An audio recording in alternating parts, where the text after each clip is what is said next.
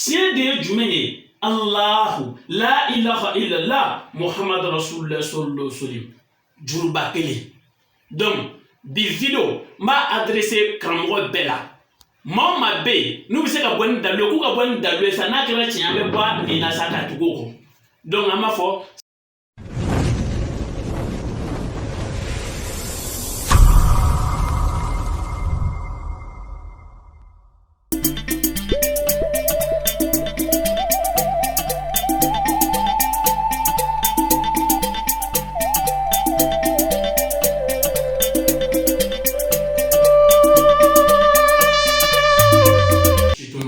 Bismillahirrahmanirrahim. Asbi Allah wa ni'mal wakil la hawla wa la quwwata illa billahi al-aliyyil azim. Allahumma salli ala sayyidina wa maulana Muhammad wa sallim.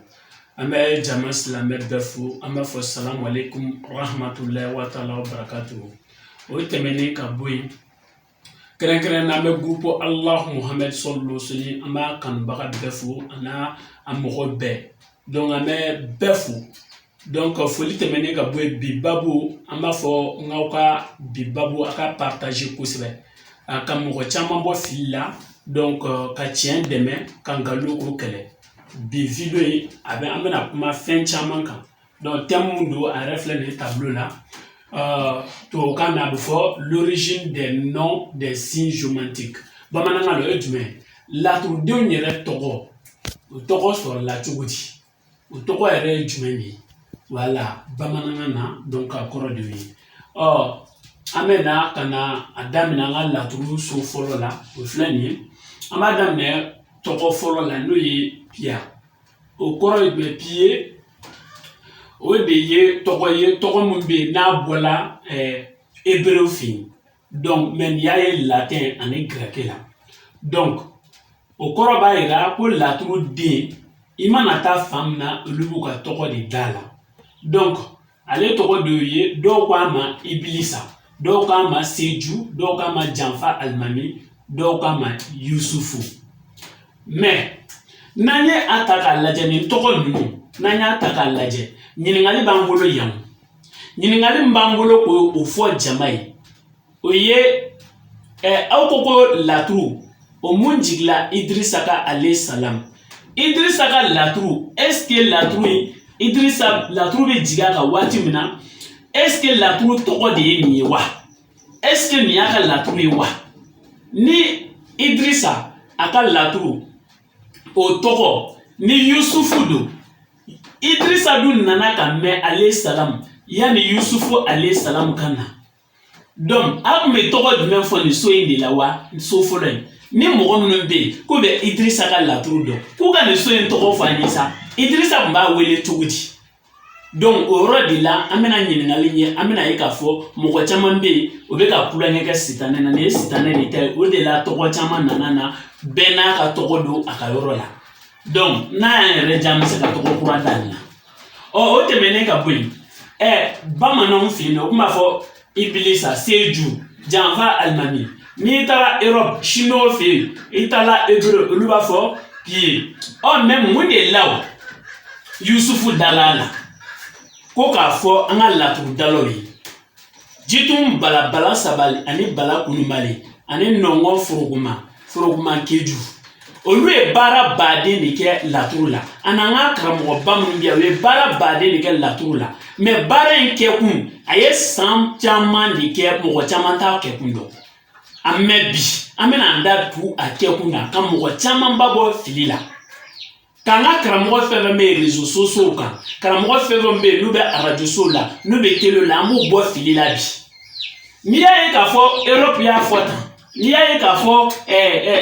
arabu y'a fɔ tan Iblis n'i y'a ye k'a fɔ bamanan y'a fɔ Seju Janfa Alimami n'i y'a ye k'a fɔ u ye Yusufu bilala la kun jumɛn na de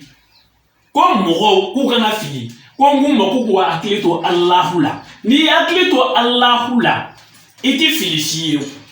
fɛn min dɔ la o de ye la ilaha illallah Muhammad Rasulullah sallallahu alaihi wasallam sitanɛ tɛ se k'o yɛlɛma dɔn nin na Yusufu tɔgɔ fɔlɔ y'a so fɔlɔ la o kun de ye jumɛn parce que Yusufu ko y'a sɔrɔ a ka ɲɛnɛmaya la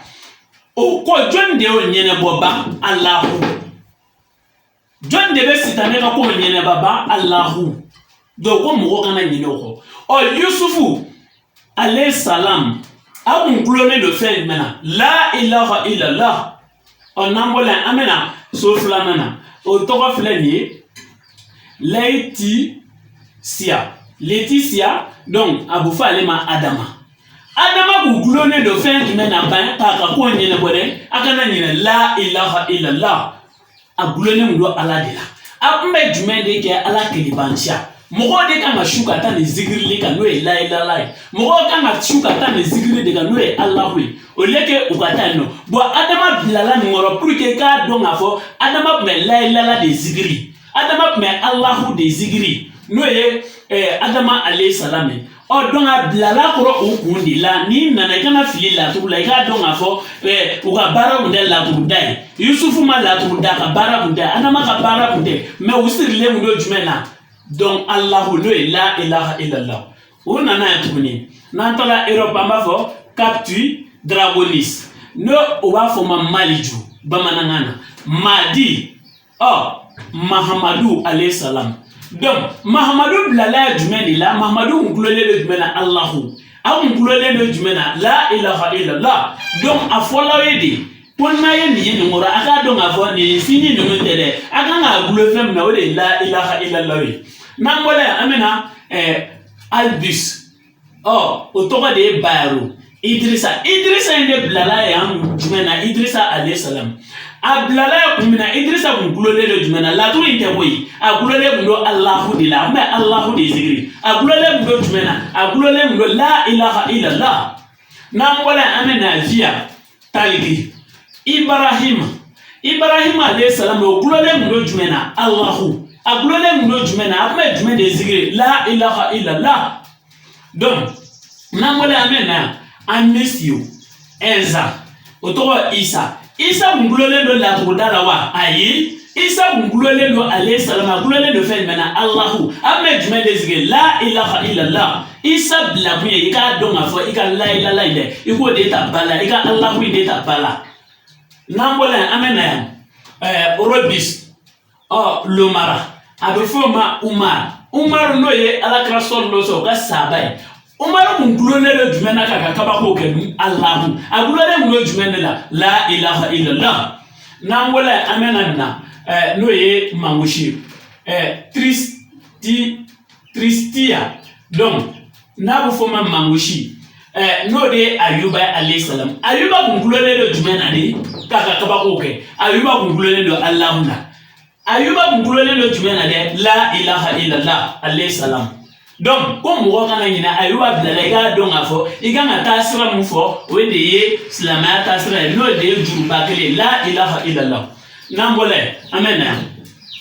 abefon ma fortina minor Allah futana donc Allah ni aya le bilala ya ale mu mesra kan o ma se ka togora so ala ko parce que sira be ala de se ka nyene bo sira be ala de se ka nyene bo ibi sara ala de la ka sira ingla ibi sara ala de la ka sira nyene bo no e Allah wi ay sira kele mu yira na ko donya do ala madina donc we de la ilaha illallah Muhammad Rasulullah sallallahu alaihi wasallam mumba bla ka ta yoro re Allah en bla mu ya de aka do ga fo ko ni tere ko mu ye chi e ko de flani nangola amena Karsia afoma tremeze bamanana masa Solomana de ayaga masa yengere ka fen beke alayhi salam agulole mundo jumena Allahu agulole mundo jumena la ilaha illallah. Donc mogo kana nyine Solomana blala igata yami ama fuye ko yandi do ni yankala de ka do ka fo ni sidaneta de ka sidaneta imblala igata ya nangola amena conjonction abufalima Badra Aliyu de no ye alakira ka sabai radiyallahu Badra Aliyu agulone ndo fen mena Allahu agulone ndo fen mena la ilaha illallah. Donc yangro la nitara shin togo do fana be fonma o ba fonma la tête de dragon no ye ni dragon mulo o ba fonma la queue de dragon no ye dragon kukalai. Voilà donc nambola amena Fortina Major aba fama nungoro nuhum alayhi salam agulone ngo fen mena Allahu agulone ngo fen mena la ilaha illallah agulone ngo godila donc nuhum la laika donc avani ni kalani sitana ka tasre ganem bla nuhum be ala kiliban chamne ka tola nambola amena koda dragonis we flani aba fama lausina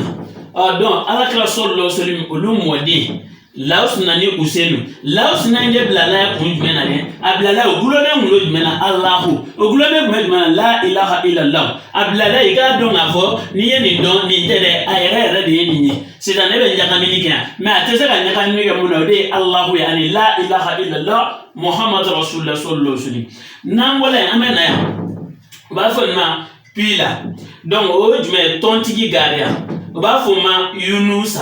Yunusa alayhi salam glone mundo jumena fen jume de Yunusa bo jere wonna de fen jume de abo dibi wonna na de a glone mundo Allahu dila o Yunusa be jume de ka zikiri la ilaha illallah Muhammad rasulullah sallallahu alaihi wasallam o la ilaha illallah da glone mundo la kika de glori la nangola amena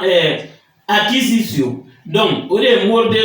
zumana o morde zumana de na bu foma usmana de Arabia la no ala kraka sabado Usmana bungulole do fen mena kaka ko ke Allahu amme fen mena zige la ilaha illallah Muhammad rasulullah sallallahu alaihi wasallam Usmana blala iga do ngafo ibe fili de konona na no ye ninye no yes danaka tasre ni sitane be ka mugonya kami Allah kika bola kika ka Allah la tese ka nyaka min dui kika ta la ilaha illallah la tese ka nyaka min dui na molay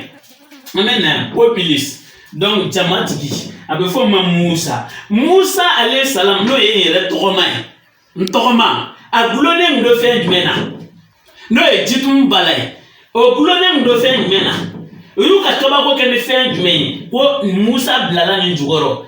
kalandum karamgo kakal laje ka blala ni jugoro agulone ndo Allahu dila amme jme de zikir la ilaha illallah do min de ye jurba kele la ilaha illallah Muhammad rasulullah sallallahu alaihi wasallam Allahu ko jamadi kan zikri ko de kan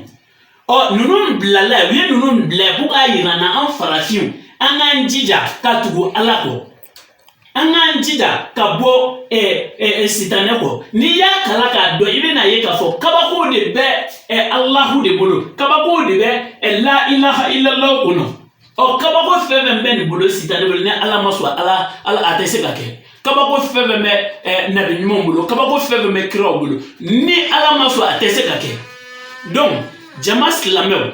aforo yi ako wasadu muna odi Allahu ako wasadu muna odi la ilaha illallah Muhammad rasulullah ako wasadu muna odi Qur'an kalanwi ako wasadu muna odi sebi ako wasadu muna odi shuyi ako wasadu muna odi jagai ako wasadu muna odi iji naya wasadu la odi yere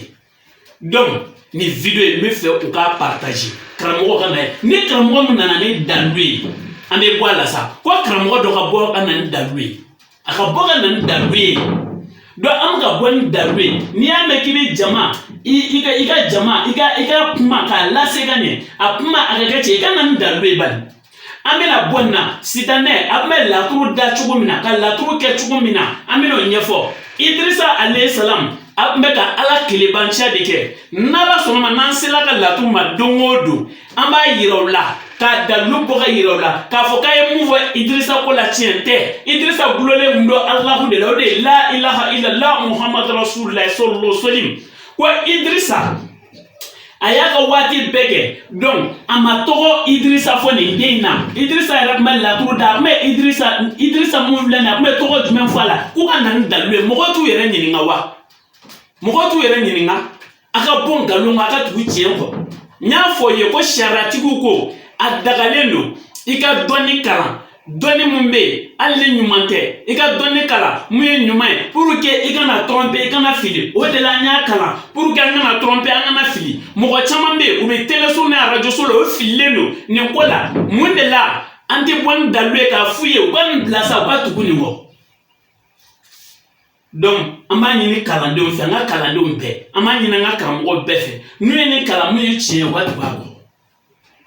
donc tien de jumene Allahu la ilaha illallah Muhammad Rasulullah sallallahu alaihi wasallam juruba kelen. Donc bi vidéo m'a adressé karamɔgɔ bɛɛ la. Maa ma bɛ yen n'u bɛ se ka bɔ ni dalu ye k'u ka bɔ ni dalu ye sa n'a kɛra tiɲɛ an bɛ bɔ nin na sa ka tugu o kɔ. Donc an b'a fɔ salamu alaikum wa rahmatullahi wa ta'ala wa barakatuh.